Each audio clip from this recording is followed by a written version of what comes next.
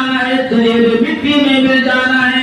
فرماتے ہیں کہ ایک دن بیٹھے ہوئے ہیں اپنے دروازے پر, خراسان پر اپنے مکان کے دروازے پر یحییٰ ابن ایوب رحمۃ اللہ علیہ بیٹھے ہیں, قبرستان کو دیکھ رہے ہیں. رات کی تہائی حصہ گزر گیا, ایک قبرستان کے اندر ایک آدمی گزرنے لگا, ایک آدمی جانے لگا.